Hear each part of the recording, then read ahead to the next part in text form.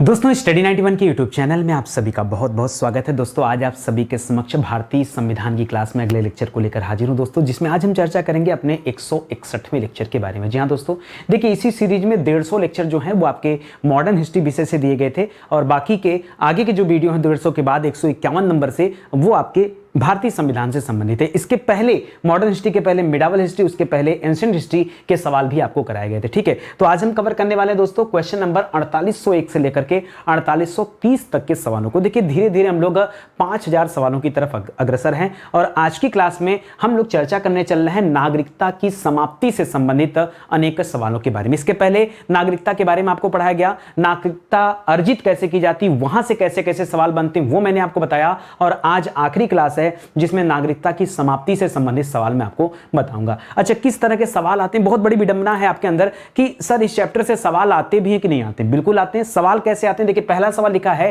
कि नागरिकता खोने की किस विधि को पर्यवास के नाम से जाना जाता है। अब जिन्हें पता होगा वही इस सवाल का जवाब दे सकते हैं, अन्यथा आप अगर नहीं पढ़े इस चैप्टर को तो कॉन्सेप्ट बिल्कुल नहीं क्लियर होगा और आप समझ भी नहीं पाएंगे। ठीक है, इसी तरह से आगे देखिए सर आता है यहां पर। ठीक है, कि हमें पता है सर समान नागरिक संहिता ये गोवा में लागू है। चलो एक सवाल का उत्तर दे दिया। अगला सवाल देखो, भारत के नागरिकों को कितनी प्रकार की नागरिकता प्राप्त है? अब बता दो मुझे। या फिर भारत को छोड़कर के विश्व के दूसरे देशों में जो लोग जाकर बस जाते हैं उन्हें किस नाम से जाना जाता है? प्रवासी भारतीयों पर सिंधवी समिति जो बनी थी वो सिंधवी समिति कब बनाई गई थी या कब गठित हुई थी? किस मुख्य देश में दोहरी नागरिकता का प्रावधान है? इस तरह के सवाल आए तो आप में से कितने बच्चे हैं जो सही सही जवाब दे पाएंगे? देखिए मैं आपसे यही कहता हूं, किसी भी चैप्टर को कमजोर मत समझिए। हर एक चैप्टर को जब आप पढ़ते चलेंगे तो अच्छी तैयारी आपकी बनेगी। याद रखिएगा आप लोगों के डिमांड पर ही हिस्ट्री में मॉडर्न हिस्ट्री का दोस्तों बैच हम लोगों ने स्टार्ट किया था। मॉडर्न हिस्ट्री का सुपर सेलिंग बैच है। मैं कह रहा हूं विषय को एक बार पढ़िए, बार बार मत पढ़िए। मैं आपको समझा समझा के थक गया हूं। तो ये बैच दोस्तों लॉन्च हो चुका है,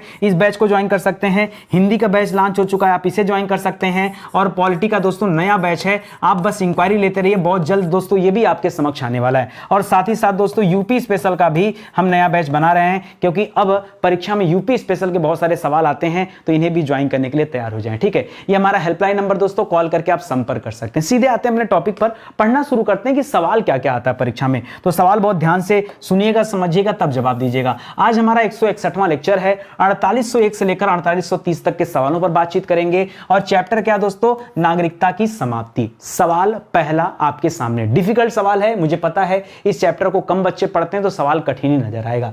लिख रहा, अपनी नागरिकता का परित्याग करने वाले व्यक्ति, जिन्होंने अपनी नागरिकता का परित्याग का कर दिया हो, स्वेच्छा से कर दिया हो, तो लिख रहा है कि उनके बच्चे की आयु कितनी होने पर वह भारत का नागरिक बन जाएगा। तो दोस्तों अगर नागरिक बनने की बात न करता कि नागरिक नहीं रहेगा, तो याद रखें हमने पढ़ा था नाबालिग बच्चे। ठीक है, जो उनके नाबालिग बच्चे होंगे वो दोस्तों नागरिक में नहीं आएंगे। लेकिन अगर वो बच्चे 18 वर्ष या उससे अधिक के हो चुके हैं, तब तो दोस्तों नागरिक बनने का अधिकार रखते हैं। ये पॉइंट आपको याद रखना है। ठीक है, ये तो सिंपल सी बात है, तो आपको याद भी होगा।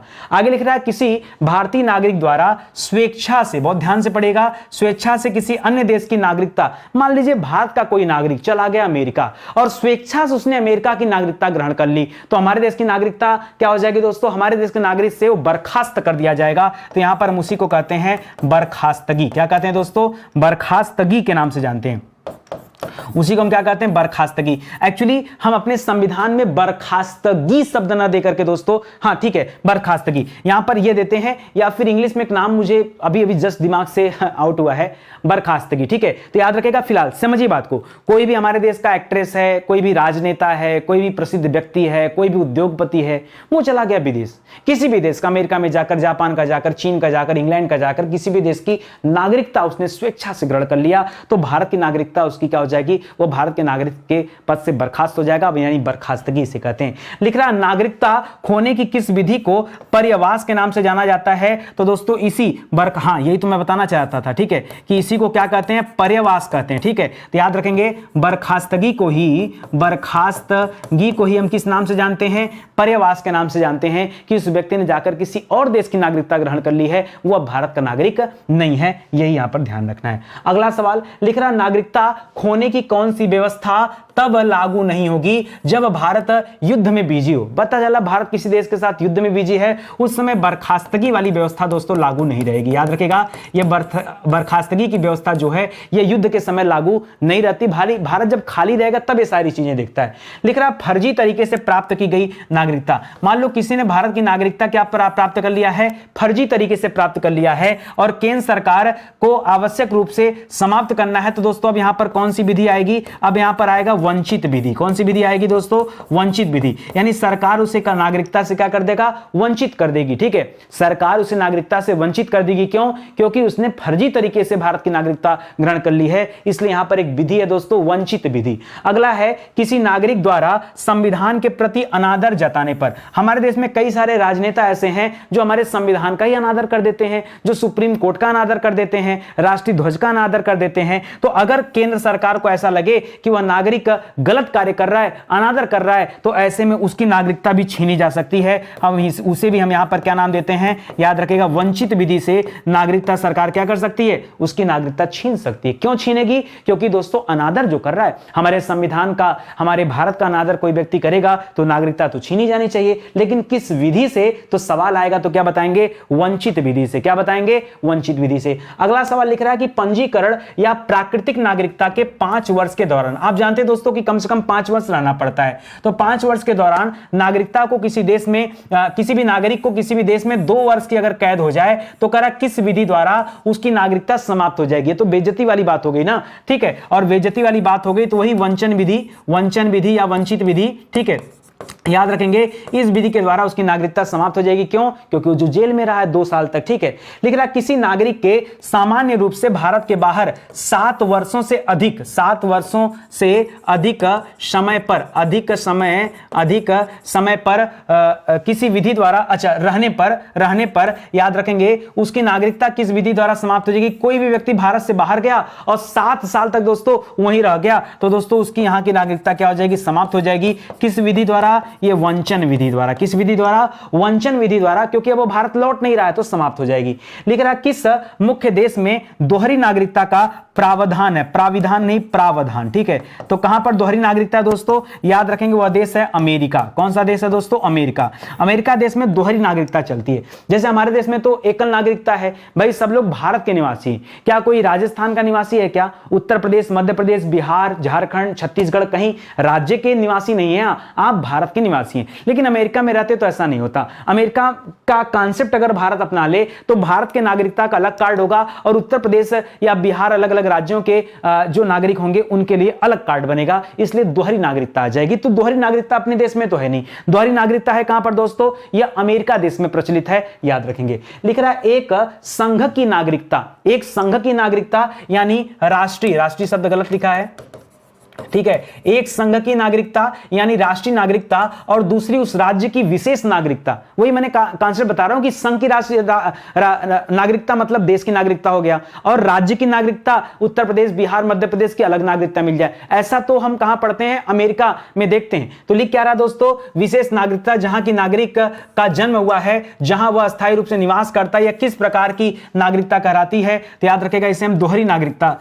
कहते हैं। क्या कहते हैं दोस्तों, इसे हम दोहरी नागरिकता का नाम देते हैं। और दोहरी नागरिकता में कहां देखने को मिलता है दोस्तों, ये अमेरिका देश में देखने को मिलता है। अमेरिका में लोगों के पास अमेरिका की भी नागरिकता होता है, जो कनाडा का रहने वाला उसके पास कनाडा की भी नागरिकता है, मैक्सिको के रहने वाले को मैक्सिको की नागरिकता मिली हुई है, इस तरह से। ठीक है, लिख रहा है भारत के नागरिकों को कितनी प्रकार की नागरिकता दोस्तों प्राप्त है, जो भारत के नागरिक हैं उनको कितनी प्रकार की नागरिकता प्राप्त है, कितनी प्रकार के नहीं, सिर्फ हमारे देश में एकल नागरिकता है। क्या दोस्तों, हमारे देश में एकल नागरिकता है, कितने प्रकार की नागरिकता से कोई मतलब यहां पर नहीं है। हमारे देश में कितनी प्रकार की नागरिकता है, एकल नागरिकता है।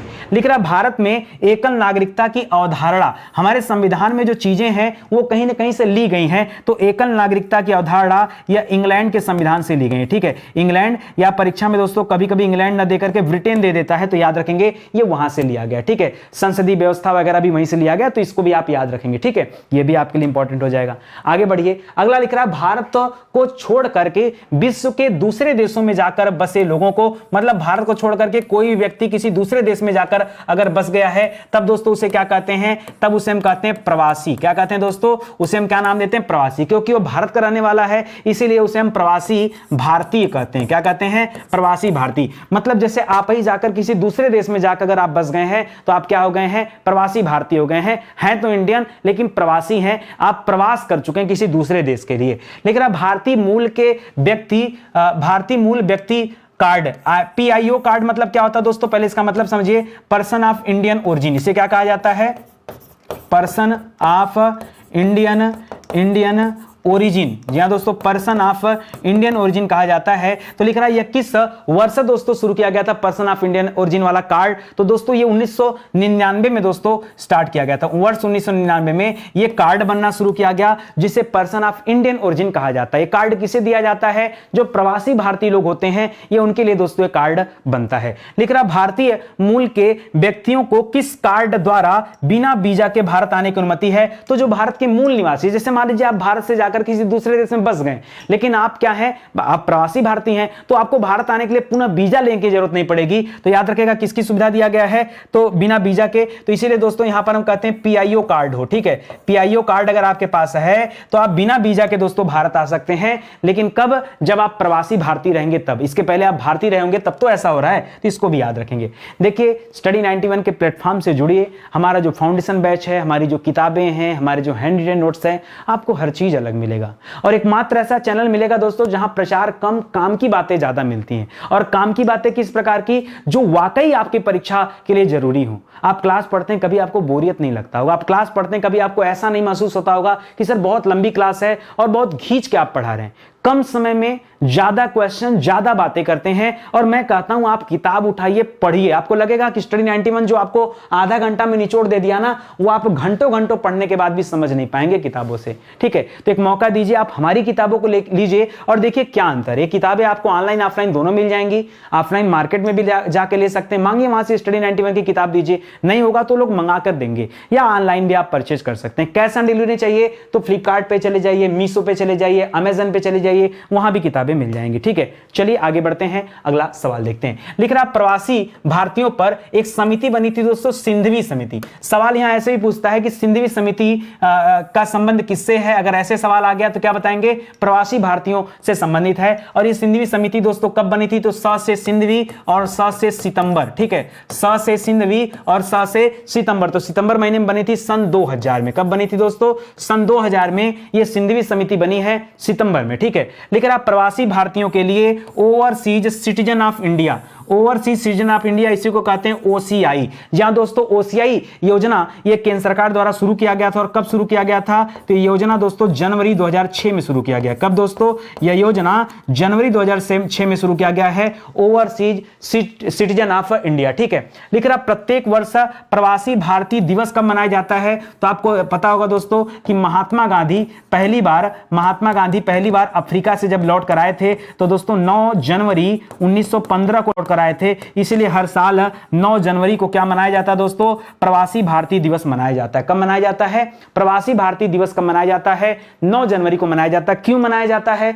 मैंने वो भी आपको बता दिया। अगर आपने इतिहास पढ़ा होगा हमसे तो चीजें आपको याद होगा। लिख रहा भारत में एकल नागरिकता की अवधारणा अपनाई गई है, तो मैंने आपको बता दिया दोस्तों कि कहां से अपनाई गई है। तो आप इंग्लैंड शब्द भी याद रखेगा और इंग्लैंड के साथ साथ आप ब्रिटेन भी याद रखेगा, क्योंकि परीक्षा में कभी कभी इंग्लैंड देता हो तो कभी ब्रिटेन देता है। एकल नागरिकता अपनाई गई। दोहरी नागरिकता दोस्तों एक किसकी विशेषता है, पूछता है दोस्तों, तो याद रखेगा फिलहाल तो यह संघीय सरकार की व्यवस्था है। लेकिन दोस्तों अगर पूछूं दोस्तों कि दोहरी नागरिकता ये कहां पर लागू है, तो बताएगा दोस्तों अमेरिका में लागू है। कहां पर लागू दोस्तों, यह अमेरिका में लागू है। अच्छा, क्या भारत में संघीय सरकार नहीं, क्या है संघीय सरकार, लेकिन दोहरी नागरिकता नहीं है। लेकिन अब भारतीय नागरिकता किसके द्वारा दी जाती है दोस्तों, ये जो नागरिकता दिया जाता है किसके द्वारा दिया जाता है, तो याद रखेगा यह नागरिकता गृह मंत्रालय सौंपता है। किसके द्वारा दिया जाता है, यह बहुत अच्छा सवाल है, सवाल आता है परीक्षा में, लोग गलतियां बहुत करते हैं, लोग करते हैं संसद नहीं, संसद सिर्फ नागरिकता से संबंधित नियम बनाती है।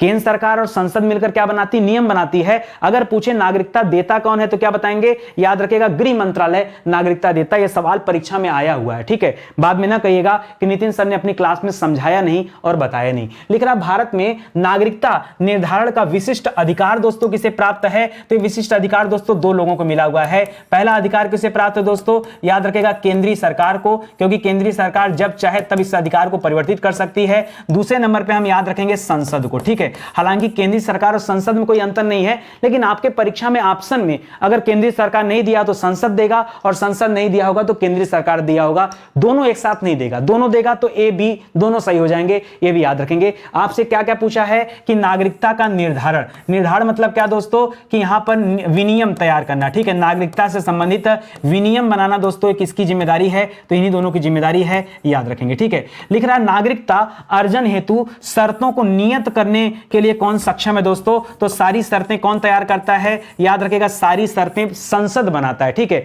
जितना उसमें नियम कानून होगा, जो जो शर्तें रहेंगी कि कितने वर्ष रहना है, अस्थायी रूप से कितना रहना है, कम से कम कितना रहना है, ये सारा शर्त कौन तैयार करेगा, संसद तैयार करती है। अगला है संविधान का कौन सा, स्पेस दीजिएगा यहां पर, कौन सा अनुच्छेद संसद को नागरिकता के अधिकार को विनियमित करने की शक्ति प्रदान करता है। भाई कौन सा अनुच्छेद है जो ये करने के लिए करता है दोस्तों, तो हम पढ़ते हैं अनुच्छेद 11 के बारे में। किसके बारे में पढ़ते हैं, देखिए जब आप नागरिकता पढ़ते हैं दोस्तों तो नागरिकता के बारे में कहां बताया गया, तो नागरिकता के बारे में बताया गया भाग 2 में। कहां बताया गया दोस्तों, नागरिकता के बारे में भाग 2 में बताया गया, हमें पढ़ते हैं। दूसरा दोस्तों हम जब अनुच्छेद पढ़ते हैं तब हम पढ़ते हैं अनुच्छेद 5 से लेकर 11 तक में दोस्तों नागरिकता का प्रावधान है। उसमें से जो अनुच्छेद 11 है ना, उस अनुच्छेद 11 में क्या बताया गया है कि किस प्रकार से संसद नागरिकता से संबंधित नियम और शर्तें तैयार कर सकती हैं, वो बताया गया है। लेकिन अब भारत के किस राज्य में समान नागरिक संहिता लागू है, ठीक है। कॉमन सिविल कोड इसे कहते हैं, क्या कहते हैं दोस्तों, समान नागरिक संहिता को क्या कहते हैं, कॉमन सिविल कोड के नाम से जानते हैं। सभी के लिए एक समान कानून, ठीक है। तो दोस्तों ये अभी तक गोवा में लागू था, और अब सरकार चाह रही कि कॉमन सिविल कोड जो दोस्तों ये संपूर्ण भारत में लागू हो जाए। क्या चाह रही है, संपूर्ण भारत में लागू हो जाए। ये दोस्तों सरकार की क्या है, इच्छा है, और इस पर भी दोस्तों अब कानून बन रहा है, ठीक है। कानून बन रहा है तो बहुत जल्द ये कानून आपके समक्ष आ जाएगा। लिख रहा है 14 जनवरी 2020 को उच्चतम न्यायालय में, उच्चतम न्यायालय मतलब सीधा सीधा बात कर रहा है सुप्रीम कोर्ट की, किसकी बात कर रहा है, सुप्रीम कोर्ट की। लिख रहा है सुप्रीम कोर्ट में नागरिकता संशोधन अधिनियम के खिलाफ याचिका दायर करने के लिए केरल सरकार द्वारा करा किस अनुच्छेद का प्रयोग किया गया, ठीक है। तो याद रखें दोस्तों यहां पर एक अनुच्छेद चर्चा में आया था, अनुच्छेद 131, ठीक है। अब सबसे बड़ी समस्या है कि अनुच्छेद 131 में है क्या, तो अनुच्छेद 131 कहता है कि केंद्र सरकार कोई और कानून बनाना चाहती है, राज्य सरकार कुछ और कानून चाहती है। ऐसे में दोस्तों सुप्रीम कोर्ट का निर्णय वहां पर मान्य होगा, ठीक है। ये दोस्तों कहा गया। तो इसको अपनी भाषा में क्या लिख सकते हैं, इसको हम लिख सकते हैं केंद्र राज्य के मध्य मतभेद की स्थिति में, मतभेद की स्थिति में ठीक है सुप्रीम कोर्ट का निर्णय, ठीक है, सुप्रीम कोर्ट का निर्णय ये मान्य होगा। ये उसका विशेषाधिकार है, विशेष अधिकार उसको दिया गया है अनुच्छेद 131 में, तब मानना पड़ेगा। लिख रहा है समान नागरिकता से संबंधित अनुच्छेद है। तो दोस्तों जब आप समान नागरिकता की बात करते हैं तो आप अनुच्छेद 44 की बात करते हैं, अनुच्छेद 44, ठीक है, जहां समान नागरिकता के बारे में बताया गया है। और एक चीज और याद रखेगा दोस्तों, ये अलग कॉन्सेप्ट है थोड़ा सा, ये राज्य के नीति निर्देशक तत्व के अंतर्गत आता है, जो भाग 4 में हम पढ़ते हैं। इसके अंतर्गत दोस्तों अनुच्छेद 36 से लेकर अनुच्छेद 51 तक की हम चर्चा भी करते हैं, ठीक है। लिख रहा किस समिति ने प्रवासी भारतीय दिवस 9 जनवरी को मनाने की सिफारिश किया था। तो दोस्तों आपने पीछे पढ़ा था एक समिति बनी थी, सिंधवी समिति। कौन सी समिति थी, सिंधवी समिति बनी थी। सिंधवी समिति बनी कब थी दोस्तों, हमने पढ़ा था स से सिंधवी और स से सितंबर, तो सितंबर में सन 2000 को बनी थी। और उसी समिति ने यह 9 जनवरी को प्रवासी भारतीय दिवस मनाने की सिफारिश भी किया था। भारतीय संविधान में नागरिकता का प्रावधान ये कब सर्वप्रथम दोस्तों लागू किया गया, तो दोस्तों ये कब लागू किया गया पहली बार, तो जब हमारा संविधान लागू हो रहा था ना 1950 में, ये तभी लागू कर दिया गया था, ठीक है। तो याद रखेंगे 1950 से लागू है, 26 नवंबर को जब सिग्नेचर हुआ था, हस्ताक्षर। किस देश में दोहरी नागरिकता के सिद्धांत को स्वीकार किया गया है, तो कई बार मैंने पढ़ा है दोस्तों, दोहरी नागरिकता के सिद्धांत को कहां स्वीकार किया गया है, ये अमेरिका के संविधान में स्वीकार किया गया है। और अमेरिका में दोहरी नागरिकता का प्रावधान है, हमारे यहां पर तो एकल नागरिकता का प्रावधान है जो हमने ब्रिटेन या इंग्लैंड से ग्रहण किया है। ठीक है, इस तरह से चीजों को आप पढ़िएगा और फिर से आज आपका ये चैप्टर समाप्त हो गया। देखिए स्टडी 91 के साथ बने रहिए, कम समय में बेहतर स्टडी मटेरियल आपको मिलेगा और क्लास छोड़िए मत यार। 150 लेक्चर से ज्यादा हो गए, 161 लेक्चर पर हम आ चुके हैं, तो आप हैं कहां पर। और अगर आपने पीछे की क्लास नहीं देखी है तो आप ना 2-4 घंटा मेहनत करिए, एक दिन में 8-8 10-10 क्लास देखिए, बहुत ज्यादा नहीं है, 1 महीना लगेगा पूरा कंप्लीट करने में। 1 महीने में आप कंप्लीट कर लोगे सारी क्लास। अगर रोज 4 घंटा आप पढ़ना शुरू कर दिए, बहुत बड़ी बात नहीं पीछे का कवर करना, लेकिन हाँ कवर करेंगे तो आपको लगेगा कि तैयारी गजब की हुई। आधा अधूरा मत पढ़िए, कभी पढ़ लिया कभी नहीं पढ़ा, कभी पढ़ लिया कभी नहीं पढ़ा, ऐसे काम नहीं चलेगा। शुरुआत से पढ़िए, शुरू से पढ़ेंगे तो एक एक कॉन्सेप्ट आपका क्लियर होगा, क्योंकि आदत हमारी आप जानते हैं, हम कहीं कुछ छोड़ते नहीं हैं। आप क्या करते हैं ना, आपकी आदत है कि जब संविधान पढ़ने बैठेंगे तो आप पहले ही सोच लेते हैं कि क्या इंपॉर्टेंट और क्या इंपॉर्टेंट नहीं है, और हम नहीं सोचते। हम टीचर आदमी हैं, हमें लगता है पूरी किताब में जो दिया सब इंपॉर्टेंट है, सब किसी न किसी परीक्षा के लिए इंपॉर्टेंट है, तो क्यों ना एक बार सब पढ़ा जाए, क्यों छोड़ा जाए। आज छोड़ोगे कल वहीं से सवाल बन जाएगा।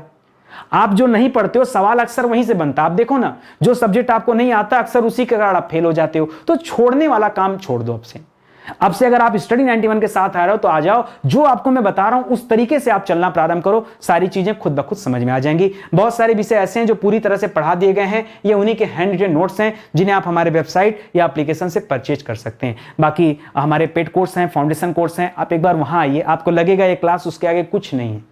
जिन बच्चों को लग रहा है कि सर आप यहां पर इतना गजब का पढ़ा रहे हैं, सच बताऊं ये कुछ भी नहीं है। जो हमारे पेड प्रोग्राम है उसके आगे कुछ नहीं है। जो बच्चे पढ़ रहे हैं पेड में ना, वो मुझे एक बार रिप्लाई दें कि मैं सही कर रहा हूं कि गलत, खुद आपको पता चलेगा। तो चलिए मिलते हैं दोस्तों अगले लेक्चर में। एक निवेदन आप सभी से, लाइक कमेंट जरूर करिएगा, हो सके तो वीडियो को शेयर करिएगा, बस इतना करिए, बाकी और ज्यादा जरूरत नहीं कुछ। ठीक है, तो मिलते हैं दोस्तों अगले लेक्चर में, तब तक के लिए बहुत बहुत धन्यवाद आपका। जय हिंद, जय Bharat, thank you so much.